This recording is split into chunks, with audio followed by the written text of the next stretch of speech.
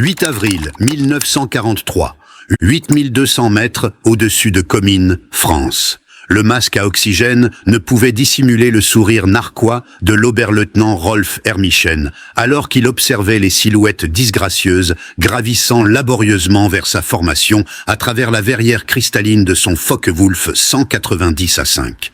L'as vétéran du Jagdgeschwader, 26, âgé de 26 ans, étudiait les chasseurs américains faisant leur début au combat au-dessus de l'Europe occupée.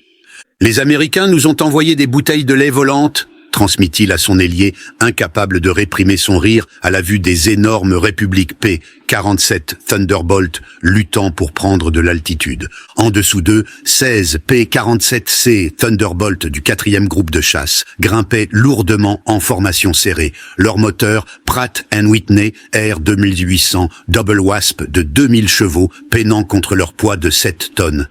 Pour les pilotes allemands habitués aux Spitfire élégants et aux chasseurs soviétiques agiles, ces machines américaines corpulentes semblaient presque comiques. Des fuselages en forme de tonneau surmontés de verrières en serre, des ailes qui semblaient trop petites pour leur corps massif, des hélices qui éclipsaient tout ce que possédait la Luftwaffe. Ce que Hermichen ne savait pas, ce qu'aucun des pilotes allemands tournoyant comme des loups au-dessus ne pouvait imaginer, c'est qu'ils assistaient à l'arrivée de l'arme qui allait systématiquement détruire l'arme de chasse de la Luftwaffe. En moins de 18 mois, ces bouteilles de lait volantes se transformeraient d'objets de dérision en instruments de terreur, leurs 8 mitrailleuses Browning de calibre 50 devenant le son le plus redouté dans les cieux allemands. Les mathématiques de la destruction étaient déjà chargées dans ces ailes larges. 3400 cartouches de munitions, un taux de feu combiné de 6000 coups par minute, une puissance de feu concentrée suffisante pour couper un Messerschmitt en deux en moins de 2 secondes. La transformation commença ce matin d'avril lorsque le major Donald Blakesley, commandant le 335e Fighter Squadron, repéra la formation allemande se positionnant pour attaquer. Le vétéran de l'Eagle Squadron, qui avait été transféré des Spitfire de la RAF quelques semaines plus tôt, comprenait ce que ces hommes ne savaient pas encore, que la survie dans le P-47 exigeait d'abandonner tout ce qu'ils pensaient savoir sur le combat aérien. Le Thunderbolt représentait une rupture radicale avec la philosophie conventionnelle de conception des chasseurs, alors que les Allemands avaient poursuivi des intercepteurs légers, optimisés pour la montée et la manœuvrabilité. Republic Aviation avait créé quelque chose de sans précédent.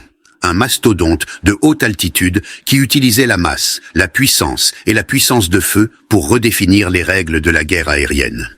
Parmi les 56 pilotes américains dispersés dans le ciel français ce matin-là, se trouvaient des hommes qui deviendraient des légendes, de futurs as dont les noms inspireraient la peur dans les cœurs de la Luftwaffe.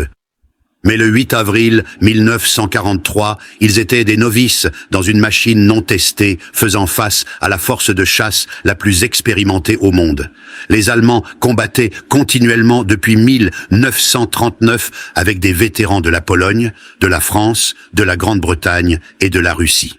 Les Américains étaient au combat depuis exactement 0 jour. Cette histoire raconte comment la logique industrielle vainquit le génie tactique, comment la quantité et la qualité fusionnèrent en une supériorité écrasante, et comment le rire des pilotes allemands se transforma en terreur lorsqu'ils découvrirent ce que des mitrailleuses Browning synchronisées pouvaient faire à un avion à 400 mètres. Le Republic P-47 Thunderbolt était né d'une panique de juin 1940. Alors que les chasseurs allemands balayaient la France, Alexander Kartveli, le concepteur en chef géorgien de Republic Aviation, reçut des spécifications urgentes de l'US Army Air Corps. Il voulait un intercepteur de haute altitude capable de rivaliser avec les meilleurs de la Luftwaffe. Ce que Kartveli conçut à la place fut un monstre qui redéfinit le possible.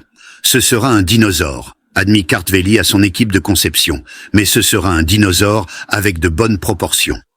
Le prototype XP-47B, qui vola pour la première fois le 6 mai 1941, choqua tous ceux qui le virent. Avec un poids à vide de 4490 kg, il pesait 65% de plus que son prédécesseur, le P-43 lancé. Le système massif de turbo-suralimentation, avec sa tuyauterie complexe traversant le fuselage arrière, lui donnait une apparence presque enceinte. Les pilotes d'essai, l'approchant pour la première fois, posaient invariablement la même question. Cette chose vole vraiment? Non seulement il volait, mais il volait comme rien d'autre à haute altitude. Le moteur radial, Pratt & Whitney R 2800 double Wasp, un 18 cylindres produisant 2000 chevaux, pouvait maintenir une puissance maximale à 8200 mètres, altitude à laquelle les chasseurs allemands haletaient pour de l'air. Le turbo-suralimenteur alimenté par les gaz d'échappement délivrait des performances au niveau de la mer, dans la stratosphère, où l'air était trop raréfié pour les suralimentateurs conventionnels. Le major Hubert Hub Zemke, commandant le 56e Fighter Group, s'entraînant à Bridgeport, Connecticut, méprisa initialement l'appareil.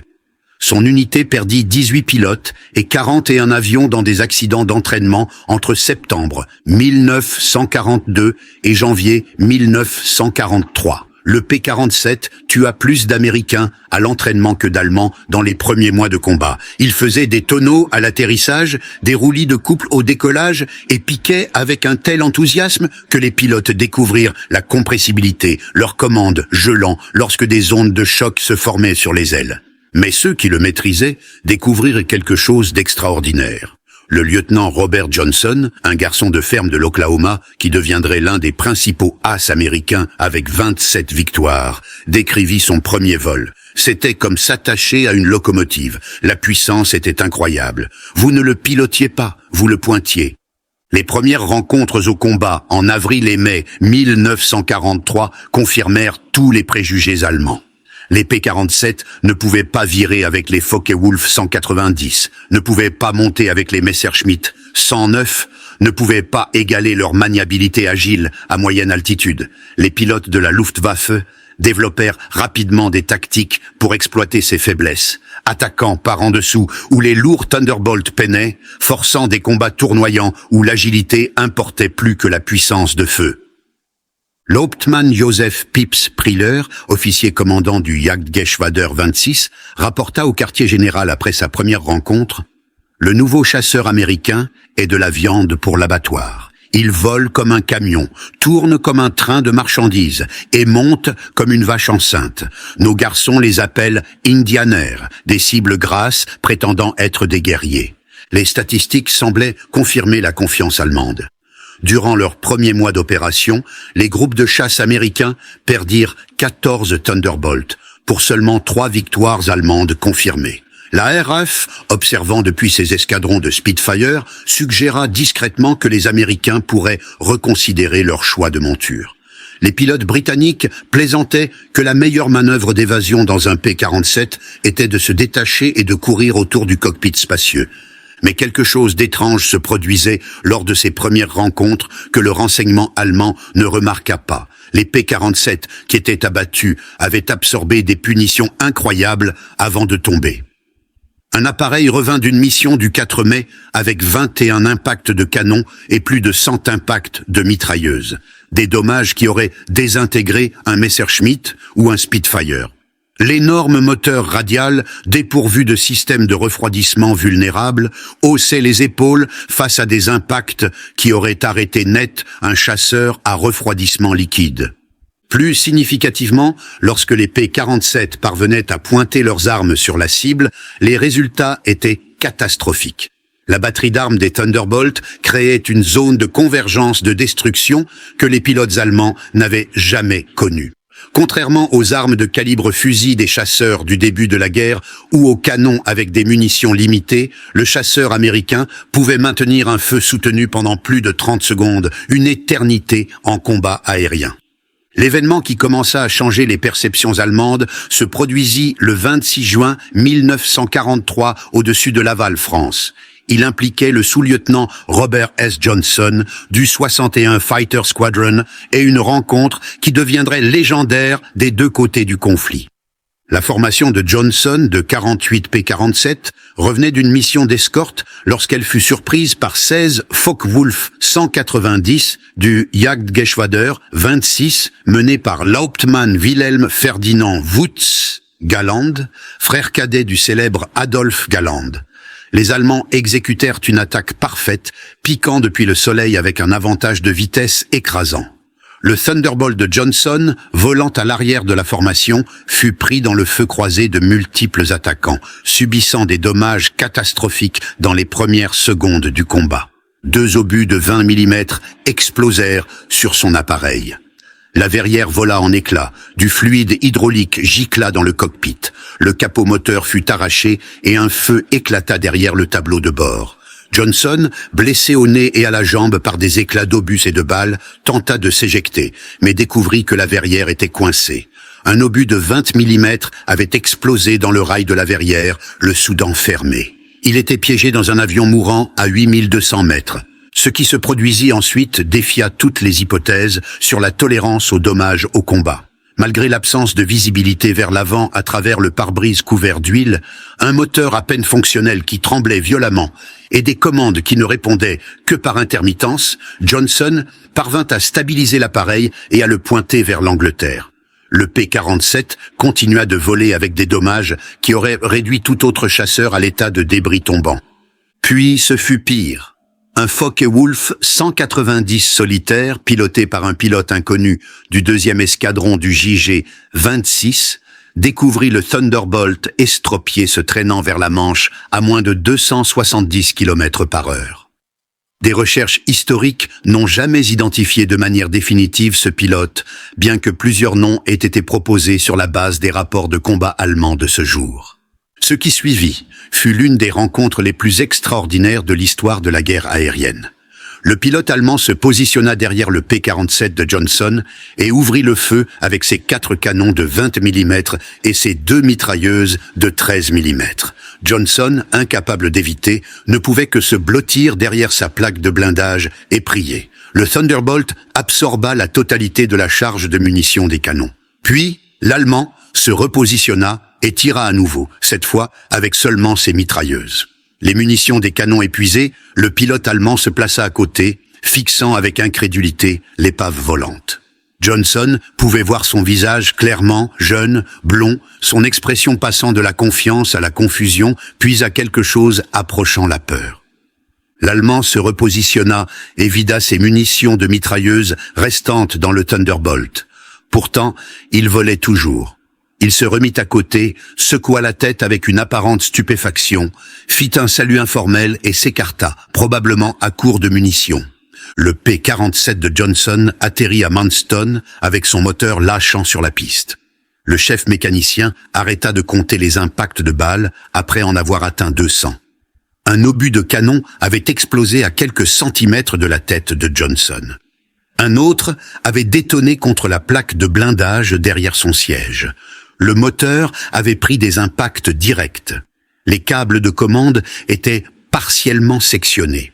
3 des 4 longerons principaux, l'épine dorsale structurelle du fuselage, étaient transpercés. Pourtant, l'appareil l'avait ramené à la maison. La survie de l'appareil de Johnson envoya des ondes de choc à travers les 2 forces aériennes. Les ingénieurs américains étudiant l'épave réalisèrent qu'ils avaient sous-estimé leur propre création.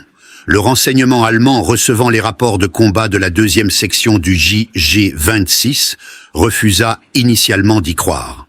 Aucun avion ne pouvait absorber autant de punitions. Mais le témoignage de multiples pilotes confirma l'impossible. Le Thunderbolt avait encaissé tout ce que le meilleur chasseur de la Luftwaffe pouvait délivrer et avait survécu. Dès juillet 1943, les pilotes américains apprenaient à exploiter les véritables forces du P-47. Le lieutenant-colonel Hubert Zemke, commandant du 56e Fighter Group, avait découvert le secret par essais et erreurs brutaux. Ne tournez pas avec eux, ne montez pas avec eux à basse altitude, utilisez votre poids, utilisez votre puissance, utilisez vos canons.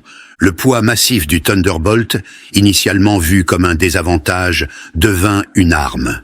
En piqué, rien ne pouvait le rattraper. De 9100 mètres, un P-47 pouvait atteindre 885 km/h, plus vite qu'aucun chasseur allemand ne pouvait atteindre, même en piqué vertical. Cette vitesse pouvait être convertie en altitude dans une montée en zoom qui laissait les chasseurs poursuivants impuissants derrière. Le capitaine Walter Bud Maeurin, qui deviendrait l'un des premiers as américains en Europe, développa ce qui devint connu sous le nom de tactique du boom and zoom, bien que les pilotes l'appelaient le tir aux dindes du Thunderbolt. Au lieu de s'engager dans des combats tournoyants traditionnels, les formations de P-47 montaient à 9100 mètres, plus haut que les chasseurs allemands ne pouvaient opérer efficacement. Lorsque les chasseurs de la Luftwaffe apparaissaient en dessous, les Thunderbolt faisaient un tonneau inversé et piquaient, atteignant des vitesses qui rendèrent le tir en déviation impossible pour les Allemands défendants. Au fond de ces piquets, les lourdes mitrailleuses américaines parlaient. Les pilotes allemands qui survécurent le décrivirent comme faire face à un mur de plomb. La puissance de feu combinée créait une zone impénétrable de destruction. Les avions pris dans ce motif de convergence ne tombaient pas simplement, ils se désintégraient. La véritable révélation de la puissance de feu américaine vint lors du double raid du 17 août 1943 sur Schweinfurt et Regensburg, la pénétration la plus profonde en Allemagne, tentée à cette date. Cette mission démontrerait à la fois les limitations du P-47, son rayon d'action même avec des réservoirs largables, et son efficacité terrifiante lorsqu'il était employé correctement. Le major David Schilling, menant le 62e Fighter Squadron, rencontra une formation d'avions de destruction Messerschmitt 110, se positionnant pour attaquer des B-17 avec leur armement lourd de canons et de roquettes. Les chasseurs bimoteurs allemands, lourdement armés mais moins manœuvrables, étaient les tueurs de bombardiers spécialisés de la Luftwaffe. La patrouille de 4 Thunderbolt de Schilling s'inclina dans leur piquet d'attaque depuis 8500 mètres. L'unterofficier Heinrich Roth, un mitrailleur dans l'un des Bf-110 qui survécut, raconta plus tard lors d'un interrogatoire « Les chasseurs américains descendirent comme des marteaux du ciel. J'ouvris le feu à 800 mètres. Bons impacts. Je les vis frapper l'aile du chasseur. Le P-47 ne vacilla même pas. Puis il tira. L'avion devant nous se désintégra simplement. Pas abattu, détruit, les ailes se séparant du fuselage, la queue sectionnée, le compartiment de l'équipage réduit en confetti de métal. En 2 secondes, un Bf-110 devint rien. 8 Messerschmitt, 110 et 210 furent détruits en moins d'1 minute. Les pilotes allemands n'avaient jamais connu une puissance de feu aussi concentrée. Chaque P-47 emportait 425 cartouches par canon, 3400 cartouches au total, pesant près de 400 kg. À la distance de convergence, typiquement fixée à 275 mètres, les trajectoires balistiques des 8 canons s'entrecroisaient dans une zone d'environ 1,80 m de diamètre. Tout ce qui se trouvait dans cette zone faisait face à 100 projectiles de 12,7 mm par seconde, chacun voyageant à 880 mètres par seconde. Les munitions elles-mêmes étaient une révélation de la capacité industrielle américaine. Alors que les chasseurs allemands luttaient avec des munitions de canon limitées, typiquement 120 à 200 obus pour une arme de 20 mm, les pilotes américains pouvaient maintenir le feu pendant plus d'une demi-minute. La charge de combat standard mélangeait des munitions incendiaires perforantes, des munitions traçantes incendiaires perforantes et des balles standards dans des motifs conçus à la fois pour détruire et enflammer. Le lieutenant-colonel Francis Gaby Gabreski, qui deviendrait le principal as américain en Europe avec 28 victoires, décrivit les faits. « Quand vous les frappez avec les 8, ils ne tombent pas simplement, ils explosent. J'ai vu un 109 littéralement coupé en deux, la queue tombant d'un côté, le nez et les ailes de l'autre. Le pilote n'a jamais su ce qu'il avait frappé. Dès septembre 1943, la Luftwaffe découvrait une autre réalité horrifiante concernant le P-47. Ses performances s'amélioraient dramatiquement avec l'altitude, tandis que les chasseurs allemands souffraient. Le moteur turbo-suralimenté double Wasp maintenait sa puissance nominale jusqu'à 9100 mètres. Les chasseurs allemands dépendant de suralimentateurs mécaniques à 1 ou 2 étages voyaient leur performance se dégrader significativement au-dessus de 7600 mètres. L'Oberleutnant Hans Philipp, l'un des as allemands les plus réussis avec 206 victoires, rencontra cette réalité de manière fatale le 8 octobre 1943. Menant le Jagdgeschwader 1 contre une formation de B 17 à 8500 mètres au-dessus de Brême, Philipp trouva son Focke-Wulf 190 à 6 lents et peu réactif dans l'air raréfié. Le moteur BMW 801, puissant à moyenne altitude, haletait pour de l'oxygène près de 9,5 km au-dessus de la Terre. Lorsque des P-47 du 56e Fighter Group piquèrent sur sa formation depuis 9750 mètres, les chasseurs allemands étaient des canards assis. Robert Johnson, maintenant un pilote de combat expérimenté en route vers le statut d'as, volait à 9450 mètres lorsqu'il repéra le Focke-Wulf distinctif de Philipp avec son art de nez élaboré. Le rapport de combat de Johnson fut clinique. Ouverture du feu à 275 mètres, déviation de 30 degrés. Impact observé sur tout le fuselage. Appareil ennemi a explosé. Aucun parachute observé. La mort de Philipp envoya des ondes de choc à travers la Luftwaffe. Si l'un de leurs meilleurs, un homme qui avait survécu à plus de 500 missions de combat sur les fronts de l'Est et de l'Ouest, ne pouvait pas survivre face au Thunderbolt, quelle chance avaient les pilotes moyens? Le haut commandement allemand ordonna une enquête immédiate sur les capacités du P-47. Le rapport livré au Reichsmarschall Hermann Göring en novembre 1943 était sobre.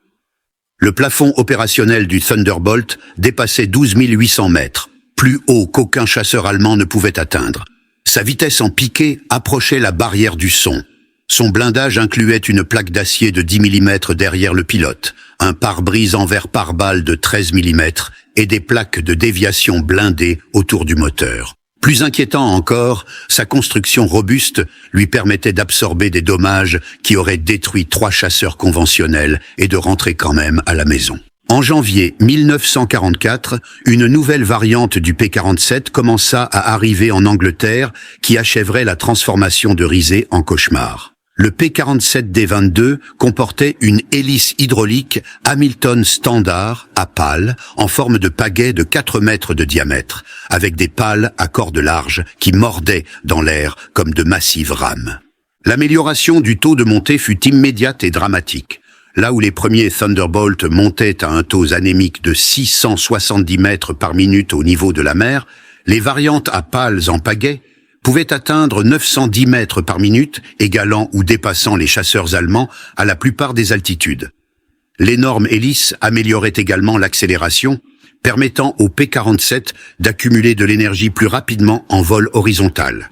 L'Hauptmann Heinz Knock du Jagdgeschwader 11, un vétéran avec plus de 200 missions de combat, rencontra les nouvelles variantes en février 1944 lors d'une interception de bombardiers près de Hanovre. Il écrivit dans son journal de combat « Les gros chasseurs américains ont appris à monter. Nous avons surpris une formation près de Hanovre, attendant notre avantage habituel. Ils se tournèrent vers nous et montèrent avec nous. Quand nous essayâmes de rompre le combat, ils nous suivirent jusqu'à 9100 mètres. Schmidt fut attrapé et soufflé en morceaux. Rien de plus que de la fumée et des fragments. Ce ne sont pas les mêmes machines dont nous rions l'année dernière. L'hélice à pales en pagaie fit plus qu'améliorer les performances. Elle changea le son du Thunderbolt. Le rugissement tonitruant distinctif créé par les pointes de pales atteignant des vitesses supersoniques pouvait être entendu à des kilomètres. Les troupes au sol allemandes rapportèrent pouvoir identifier les P-47 approchant au son seul. Un grondement profond et menaçant qui signifiait la mort venue d'en haut. Ils commencèrent à l'appeler Donnerschlag, coup de tonnerre. Dès mars 1944, les P-47 équipés de réservoirs de carburant externe pouvaient escorter les bombardiers profondément en Allemagne.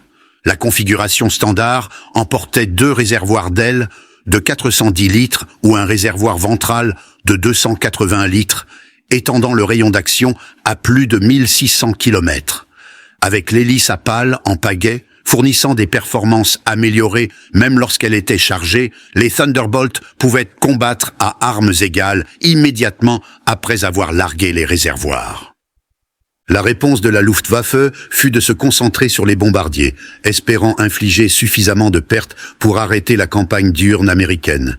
Mais cela nécessitait de traverser l'écran d'escorte des P-47, une proposition de plus en plus suicidaire. Les pilotes allemands développèrent un respect contraint qui frisait la peur pour les gros chasseurs américains. Le major Günther Rall, l'un des principaux allemands avec 275 victoires, principalement sur le front de l'Est, survécut à une rencontre avec des P-47 le 6 mars 1944 qui le laissa grièvement blessé. Il se rappela plus tard dans une interview d'après-guerre: « Nous les vîmes au-dessus de nous, des silhouettes grasses contre le soleil.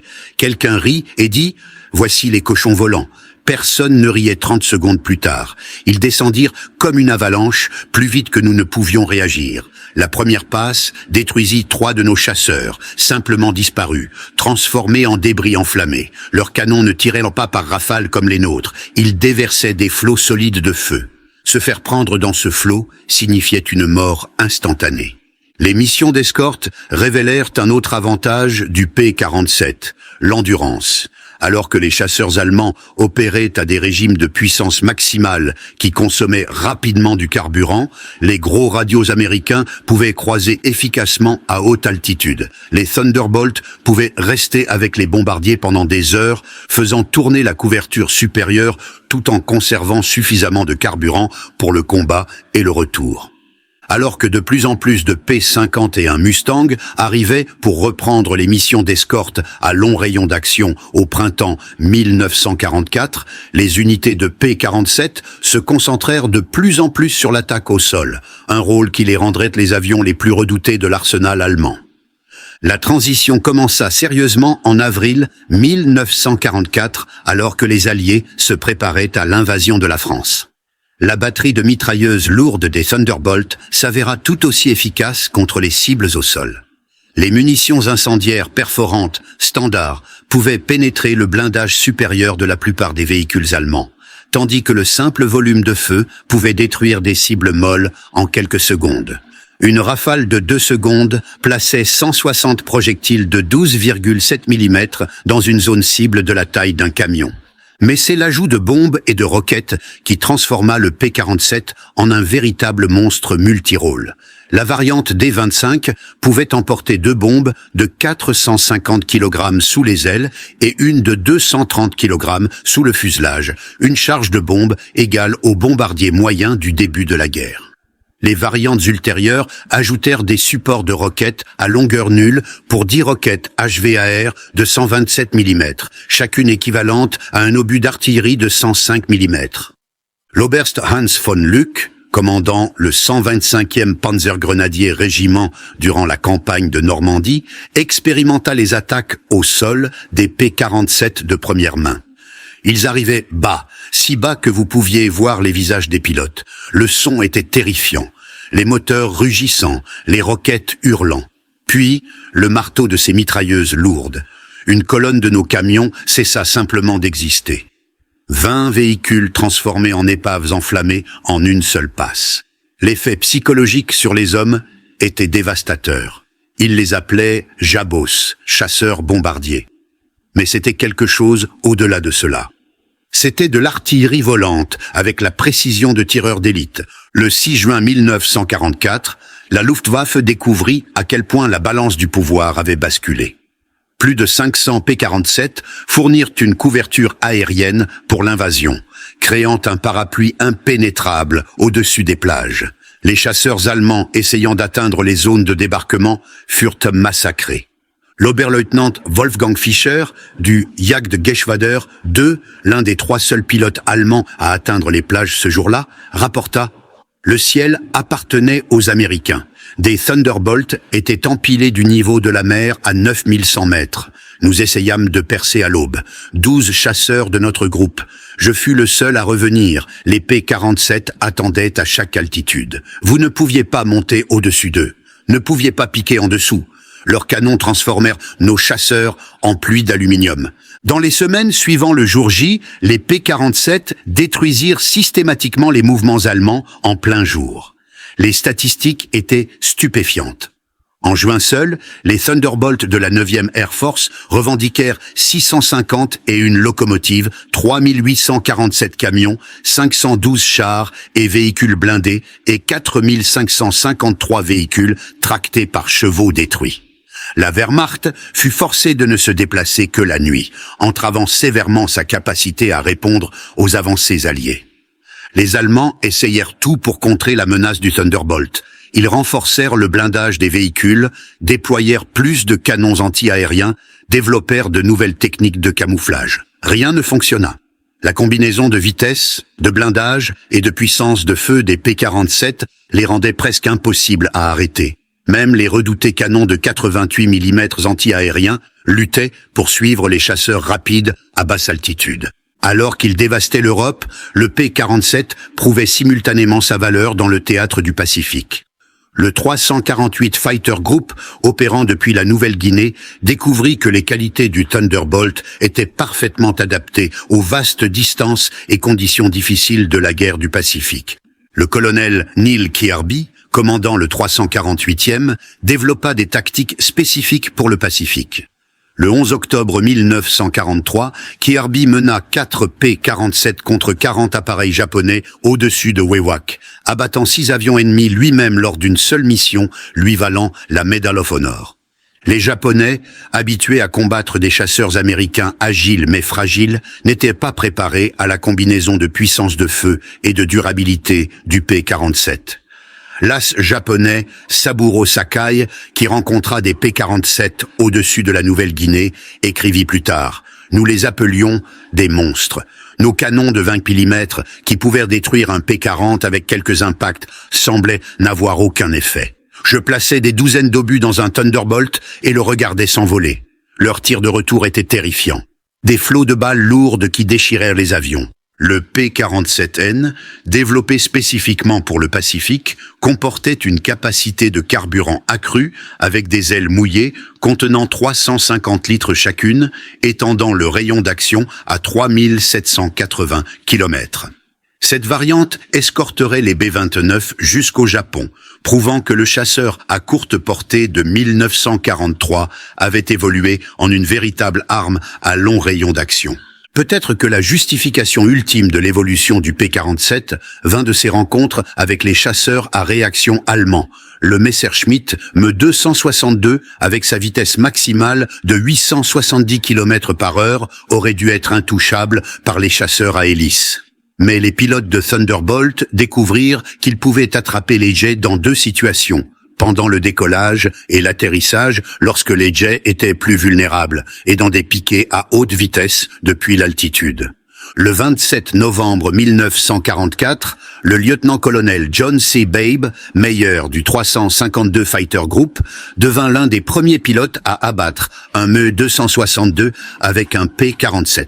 Piquant depuis 8500 mètres, le Thunderbolt de Meyer atteignit des vitesses approchant les 800 km/h, assez rapides pour rattraper le jet en vol horizontal. Le pilote du jet, confiant dans son avantage de vitesse, ne vit jamais le P-47 piquant jusqu'à ce que les canons de Meyer ouvrent le feu à 400 mètres. Le rapport de combat de Meyer nota « L'appareil ennemi se désintégra sous le feu. De gros morceaux, incluant les 2 moteurs, se séparèrent du fuselage. » Le pilote ne s'échappa pas. Le feu concentré de 8 canons de calibre .50 s'avéra plus efficace que nous ne l'anticipions contre les avions à réaction. Début 1945, des variantes spécialisées de P-47 même furent déployées spécifiquement pour contrer les jets allemands et les bombes volantes V1. Avec l'injection au méthanol boostant la puissance à 2800 chevaux et une aérodynamique raffinée, ces Thunderbolt ultimes pouvaient atteindre 755 km/h en vol horizontal à 9100 mètres, assez rapide pour intercepter même les jets sous certaines conditions. Le major George Bostwick, commandant le 63e Fighter Squadron, équipé de P-47, abattit 2 Me 262 en mars 1945. Son rapport tactique soulignait la puissance de feu sur la vitesse. Les jets sont plus rapides, mais ils ne peuvent pas tourner et ils ne peuvent pas encaisser la punition. Une bonne rafale de notre batterie et ils se désintègrent comme s'ils étaient faits de papier. Ils doivent ralentir pour attaquer les bombardiers. C'est là que nous les attrapons. La démonstration ultime de la puissance industrielle américaine vint lors de l'opération Bodenplatte, la tentative désespérée de la Luftwaffe de détruire la puissance aérienne alliée le 1er janvier 1945. Près de 900 chasseurs allemands, incluant leurs meilleurs pilotes restants, lancèrent des attaques surprises sur les aérodromes alliés à travers la Belgique et les Pays-Bas. À l'aérodrome IG-34 près de Metz, base des P-47 du 365e Fighter Group, l'attaque réussit initialement. Les chasseurs allemands détruisirent 22 Thunderbolt au sol, ainsi que plusieurs autres avions. Un pilote allemand capturé amené au poste de commandement pointa les avions en flammes et railla « Qu'en pensez-vous » La réponse du major George Brooking devint légendaire à travers la 9e Air Force. Il pointa la ligne de vol où les équipes au sol poussaient déjà les avions endommagés de côté et préparaient les aires de stationnement pour les remplacements. « D'ici demain, nous en aurons 40 nouveaux. Combien de temps vous faudra-t-il pour remplacer vos pilotes ?» Le sourire narquois du pilote allemand disparut. En moins de 48 heures, des P-47D-40 tout neufs de l'usine remplirent la ligne de vol, transportés depuis les dépôts en Angleterre. La Luftwaffe perdit 271 avions et 213 pilotes lors de Bodenplatte, incluant de nombreux instructeurs et chefs d'escadron irremplaçables. Ces pertes, ils ne pourraient jamais les remplacer. Les Américains perdirent 134 avions au total à travers tous les aérodromes attaqués, tous remplacés en une semaine. Les chiffres racontaient l'histoire de la défaite inévitable. Republic Aviation produisit 15 683 P-47 durant la guerre, plus qu'aucun autre chasseur américain. Au pic de production, l'usine de Farmingdale sur Long Island terminait un Thunderbolt toutes les heures, 24 heures sur 24. L'usine d'Evansville, dans l'Indiana, construite sur des terres agricoles vides en 1942, produisait 500 avions par mois d'ici 1944. Chaque P-47D nécessitait 65 000 pièces individuelles, 13 km de câblage électrique, 900 kg d'aluminium et 135 kg de caoutchouc. Le moteur seul contenait 2400 composants individuels usinés à des tolérances de millièmes de millimètre. Pourtant, les travailleurs américains, beaucoup d'entre eux des femmes qui n'avaient jamais vu un avion avant Pearl Harbor, assemblaient ces machines complexes avec une précision qui dépassait les standards en temps de paix. La production de munitions était tout aussi stupéfiante. Chaque sortie de P-47 nécessitait 3400 cartouches de munitions de calibre .50 avec des centaines de Thunderbolt volant des missions quotidiennes. La consommation de munitions dépassait 10 millions de cartouches par mois d'ici mi-1944. L'arsenal de Lake City dans le Missouri, l'une des plusieurs usines de munitions, produisait 30 millions de cartouches par mois. Chaque cartouche était manufacturée à des tolérances mesurées en dixièmes de millimètre, assurant une alimentation fiable à travers les mécanismes de canon synchronisés. La consommation de carburant était énorme. Chaque Thunderbolt brûlait 380 litres par heure en vol normal, jusqu'à 1140 litres en combat avec l'injection d'eau engagée. La 9e Air Force, seule consommait plus de 95 millions de litres de carburant d'aviation mensuellement d'ici fin 1944. Tout cela était expédié à travers l'Atlantique, dans des pétroliers qui étaient eux-mêmes des produits de la production de masse américaine. Encore plus impressionnante que la production d'avions était la formation des pilotes.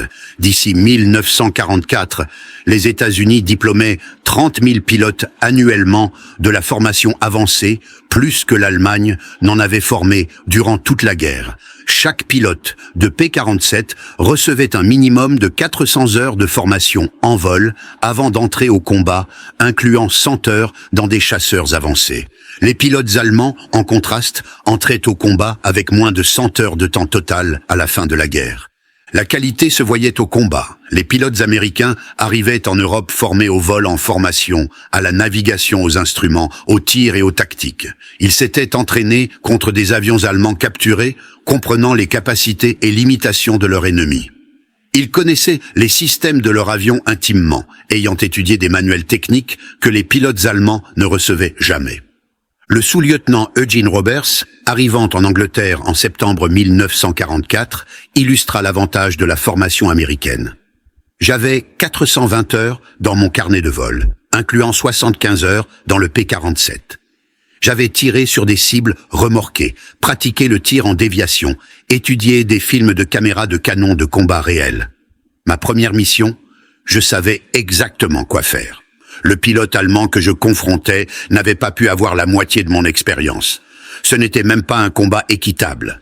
En mars 1945, l'Oberstleutnant Joseph Priller, le même pilote qui avait raillé les P-47 comme des vaches enceintes 2 ans plus tôt, fut interviewé par des officiels de la propagande allemande cherchant à booster le moral. Sa déclaration, jugée trop démoralisante pour publication, révéla la transformation complète des attitudes allemandes. Le Thunderbolt est le meilleur chasseur-bombardier jamais construit. Sa puissance de feu est sans précédent. Des armes qui ne s'enrayent jamais, ne surchauffent jamais, ne manquent jamais de munitions en combat normal. Il transporte des bombes comme un bombardier moyen, tire des roquettes comme de l'artillerie et combat comme un chasseur quand nécessaire. Mais au-delà de la machine est ce qu'elle représente, une production américaine illimitée. Ils en perdent 10, ils en construisent 20. Nous en perdons un, il est parti pour toujours. Leurs pilotes arrivent mieux entraînés que nos instructeurs. Ils ont du carburant pour l'entraînement, des munitions pour la pratique, des pièces détachées pour tout. Nous n'avons rien mais du courage. Et le courage sans ressources n'est qu'une défaite retardée. Nous avons ri d'eux en 1943. Nous ne rions plus maintenant. Quand vous entendez ces canons, vous savez que la mort est venue appeler. Le son nous hante, mécanique, précis, imparable. Comme tout ce qui est américain, il s'agit d'une supériorité matérielle écrasante. Ils ne nous ont pas battus par de meilleures tactiques ou des pilotes plus braves. Ils nous ont enterrés sous une avalanche d'acier et de plomb. Avril 1945, la Luftwaffe existait largement sur le papier. Les pénuries de carburant clouaient la plupart des avions au sol. Les pilotes expérimentés étaient morts ou capturés. Les aérodromes étaient des ruines criblées de cratères. Mais même avec des avions et du carburant, les pilotes allemands faisaient face à une équation impossible. Attaquer signifiait affronter des formations de P-47 qui possédaient chaque altitude du niveau du sol à 12 000 mètres. Le Feldwebel Klaus Bretefer, l'un des derniers pilotes allemands formés en 1945, vola exactement une mission de combat avant la fin de la guerre. Sa rencontre avec des P-47 au-dessus de Leipzig dura 12 secondes. Je les vis piquant d'en haut, 4 Thunderbolt en formation parfaite. J'essayais de virer, mais ils étaient trop rapides. Le leader tira depuis 500 mètres. Mon avion trembla, comme s'il était frappé par des masses. Le moteur explosa, l'aile se sépara, je m'échappais à peine. En parachute, je les regardais détruire toute mon unité. 6 chasseurs disparus en moins d'1 minute. Le ciel pleuvait de l'aluminium enflammé et des corps. L'impact psychologique était complet. Les pilotes allemands développèrent ce que les officiers médicaux appelèrent la fièvre Jabot, des symptômes physiques de stress apparaissant lorsque des Thunderbolts étaient signalés dans la région. Des vétérans qui avaient affronté des Spitfire et des Hurricanes sans peur devenaient physiquement malades avant les missions contre les P-47. Le tonnerre distinctif des Thunderbolts approchant causait la panique parmi les troupes au sol qui savaient que la survie signifiait trouver un abri immédiatement. Les statistiques finales des opérations de P-47 défiaient la compréhension. En Europe, 3752 avions allemands détruits en combat aérien. 3315 avions détruits au sol, 86 000 wagons de chemin de fer détruits, 9 000 locomotives détruites, 6 000 véhicules de combat blindés détruits, 68 000 camions détruits, 60 000 véhicules tractés par chevaux détruits. Dans le Pacifique, 697 avions japonais détruits en combat aérien. 150 avions détruits au sol, 1500 véhicules détruits, 150 locomotives détruites, d'innombrables péniches, navires et installations. La 9e Air Force seule, principalement équipée de P-47, vola 213 873 sorties de combat, largua 120 000 tonnes de bombes, tira 135 millions de cartouches de munitions et lança 60 000 roquettes. Les unités de Thunderbolt atteignirent un ratio de victoire de 4,6 pour 1 en combat aérien, tout en maintenant le taux de perte le plus bas de tous les chasseurs bombardiers alliés. Derrière ces chiffres se trouvait le coût humain. La Luftwaffe perdit approximativement 28 000 pilotes tués au combat contre les forces alliées occidentales.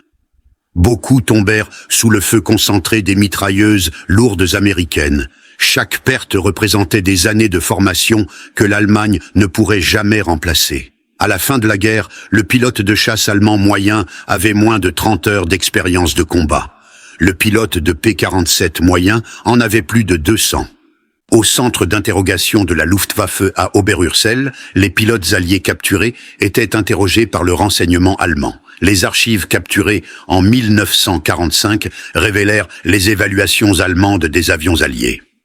Le dossier sur le P-47, mis à jour continuellement à travers la guerre, montra le renversement complet d'opinion.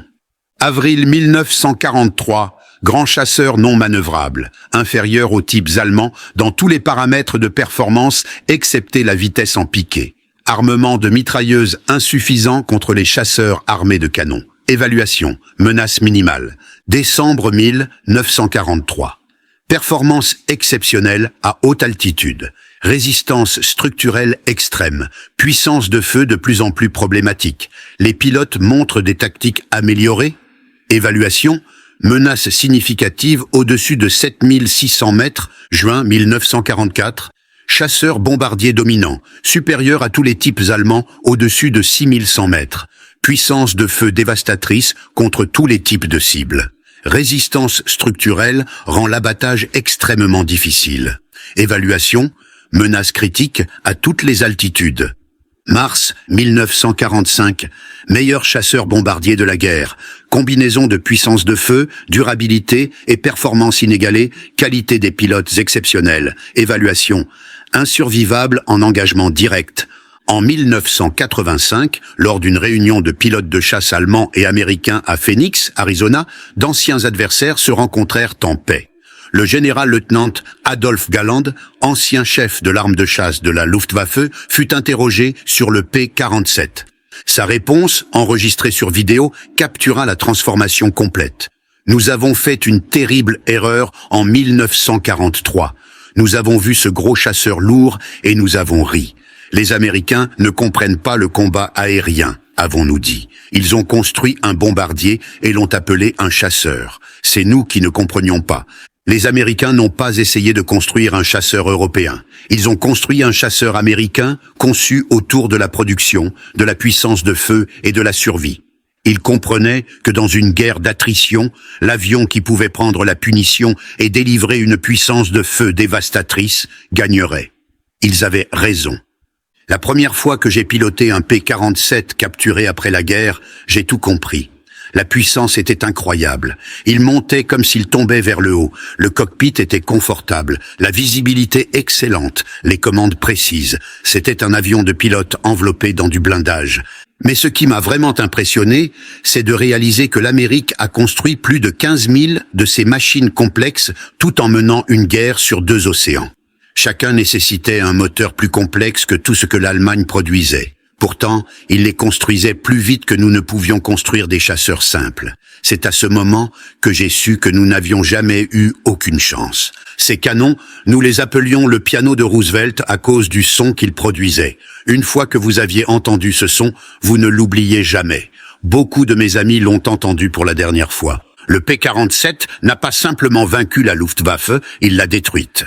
La conception du P-47 représentait parfaitement la philosophie industrielle américaine. L'ingénierie de la force brute soutenue par des ressources illimitées. Chaque composant était surdimensionné, surpuissant et suringénieré. Les longerons d'ailes pouvaient supporter 18 000 kg, 3 fois le poids chargé de l'avion. Le support moteur pouvait résister à des forces de 12 G. Les câbles de commande étaient doublés partout avec des systèmes de secours automatiques. Le système d'alimentation en munitions seul était une merveille d'ingénierie. 8 boîtes de munitions séparées, chacune contenant 425 cartouches, alimentées par des moteurs d'assistance électrique pour prévenir les enrayages pendant les manœuvres à haute G. Les canons étaient chauffés électriquement pour prévenir le gel en altitude. Chaque canon avait son propre mécanisme d'armement et pouvait être synchronisé individuellement. La convergence était ajustable de 140 à 370 mètres, permettant aux pilotes d'optimiser pour leur distance d'engagement préférée. Même après la guerre, certains vétérans allemands maintinrent que le P-47 avait gagné par la quantité, pas la qualité, que les chasseurs allemands étaient techniquement supérieurs, mais submergés par le nombre. Les registres de combat racontent une histoire différente. Dans les engagements où les nombres étaient égaux, les P-47 prévalaient systématiquement. L'armement de mitrailleuses lourdes, rejeté comme inférieur au canon, s'avéra plus efficace en combat réel. L'analyse des films de caméras de canon révéla pourquoi les obus de canon, bien que individuellement plus destructeurs, nécessitaient une visée précise et avaient des munitions limitées, typiquement 120 à 200 obus au total. Les armes du P-47 créaient un nuage de probabilité de balles qui garantissait des impacts, même avec une visée imparfaite. Aux distances d'engagement typiques, une rafale de 2 secondes plaçait au moins 20 projectiles dans une cible de la taille d'un chasseur, assez pour assurer la destruction. Les munitions elles-mêmes étaient supérieures. Les balles américaines de calibre .50 incendiaires perforantes utilisaient une fusée à action retardée qui assurait la pénétration avant la détonation. Le composé incendiaire brûlait à 1650 degrés Celsius, assez chaud pour enflammer la structure en aluminium. Les obus allemands de 20 mm, bien que plus lourds, explosaient souvent au contact de la surface, causant des dommages spectaculaires mais parfois superficiels. Le P-47 Thunderbolt reste le chasseur à moteur à piston le plus lourd jamais produit en série. Son poids à vide de 4500 kg dépassait le poids total de certains chasseurs bimoteurs. Son moteur produisait plus de puissance que des formations entières de bombardiers de la guerre précédente. Ses armes délivraient plus de puissance de feu qu'une escouade d'infanterie.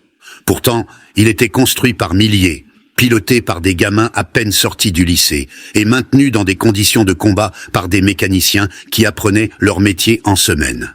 La transformation de l'opinion allemande de la moquerie à la terreur prit moins de 2 ans. Durant ce temps, la bouteille de lait volante devint l'avion le plus redouté dans l'expérience de la Luftwaffe. Des vétérans qui avaient affronté des Spitfire, des Hurricane et des Yak soviétiques sans broncher parlaient des P-47 à voix basse, des décennies après la guerre.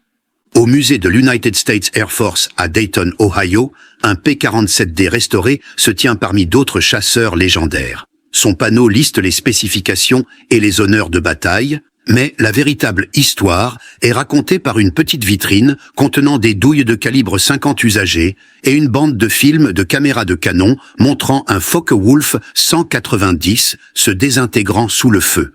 En dessous de la vitrine se trouve une citation d'un pilote allemand non nommé tiré d'un rapport d'interrogation de 1945. Nous avons ri quand nous les avons vus pour la première fois, des chasseurs américains gros, laids, qui ne pouvaient pas tourner, ne pouvaient pas monter, ne pouvaient pas combattre. Nous avons arrêté de rire quand nous avons réalisé qu'ils n'avaient pas besoin de tourner ou de monter. Ils pointaient simplement ces canons vers vous et vous cessiez d'exister. Le rire est mort avec nos camarades. Le P-47. Thunderbolt entra en combat comme un objet de dérision et termina la guerre comme un instrument d'anéantissement. Entre les deux, 8 mitrailleuses Browning synchronisées réécrivirent les règles de la guerre aérienne et enterrèrent la Luftwaffe sous une avalanche de plomb. Les pilotes allemands avaient ri du chasseur américain disgracieux en avril 1943. En mai 1945, il ne restait plus de pilotes allemands pour rire. Le tonnerre avait parlé et le ciel appartenait à l'Amérique.